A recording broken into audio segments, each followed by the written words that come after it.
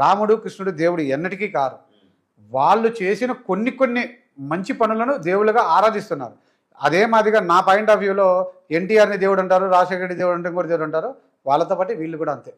నా దృష్టిలో వీళ్ళు దేవుళ్ళు ఎన్నటికీ కారు. మనుషులు చంపిన వ్యక్తి ఎవరైనా దేవుడు ఎప్పటికీ కాడు. నా దృష్టిలో హిందువుల దేవుడు ఎవరైనా అన్నానంటే స్వామి వివేకానంద మాత్రమే, వేరెవ్వరు కాదు. అసలు దేవుళ్ళగా నమ్మేవాళ్ళు నమ్మండి. నేను స్వామి వివేకానంద నమ్ముతాను, ఈశ్వరుడిని నమ్ముతాను. మిగిలిన అయ్యప్ప స్వామి కూడా దేవుడు కాదు, రాజు. ఆ ప్రజల్ని కాపాడాడు కాబట్టి వాళ్ళు ఆయన్ని దేవుడిగా కొలవడం మొదలు పెడుతున్నారు, వెళ్తున్నారు. దాన్ని నేను ఎందుకు విభేదించాలి? అయ్యప్ప స్వామి ఎలా వచ్చాడు అసలు? పుట్టుకలు అనే దానికి ఎవరు గ్యారంటీ లేదండి. వాళ్ళు ఇది చెప్పారు, వీళ్ళు ఇది చెప్పారు. ఆయన కూడా ఒక రాజ్యానికి రాజే తప్ప దేవుడు కాదు. ఆఖరి వీరభద్ర స్వామి కూడా ఒక రాజ్యానికి రాజు. మనం చిన్నప్పటి నుంచి విన్న కథలు కానీ, బుక్కుల్లో కానీ, సినిమాల్లో కానీ, సీరియళ్ళలో వచ్చే ప్రకారంగా కానీ అంతే తప్ప ఎవరికి ఏ దేవుడి గురించి ఏమీ తెలియదు. ఒకరు చెప్పింది నమ్మడమే తప్ప.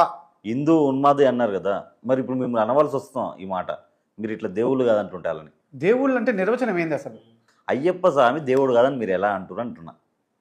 నేను డైరెక్ట్గా చెప్తున్నా కదా, అయ్యప్ప స్వామి కానీ ఇంకొకరు కానీ ఒకవేళ దేవుళ్ళే అయితే వాళ్ళు ఆ దేవస్థానం తరపున ఆ ముఖ్య ప్రజలకు ఏ విధమైన మంచి కార్యక్రమాలు చేశారో చెప్పండి. అయ్యప్ప స్వామి తరపున ఎక్కడైనా స్కూళ్ళు కట్టారా, కాలేజీలు కట్టారా, ఆసుపత్రులు కట్టించారా? 100 కోట్ల ఆస్తులు ఉన్నాయి కదా. అంటే దేవుళ్ళ పేరు మీద కాలేజీలు, స్కూల్ కట్టినప్పుడే దేవుడా? అప్పుడే దేవుడు, లేకుంటే కాదు. సమాజ నిర్మాణం జరిగింది అజ్ఞానాన్ని పోగొట్టేదానికోసం. ఇప్పుడు నా పేరు దేవాలయాలు ఉన్నదే అజ్ఞానాన్ని పోగొట్టేదానికి, సమస్యలు పరిష్కరించుకునేదానికి. ఇప్పుడు మీ పేరు మీద ఒక హాస్పిటల్ కట్టారు, స్కూల్ కట్టారు, మీరు దేవుడు అయిపోతారా? దేవుడిగా జనాలు భావించాలి, అప్పుడే వాళ్ళలో మానవత్వం ఉన్నట్టు. మరి ఈయన దేవుడుగా భావించారు కదా అందరూ.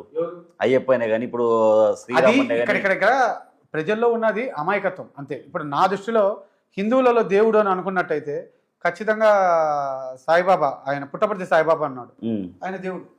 ఆయన స్కూల్ కట్టించాడు, కట్టడంతో పాటు అన్ని ఉచితమే.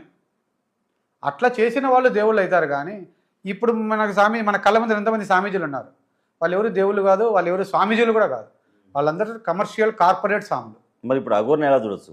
దేవుడు దొంగే. వాళ్ళ గురించి మాట్లాడడమే దండగా.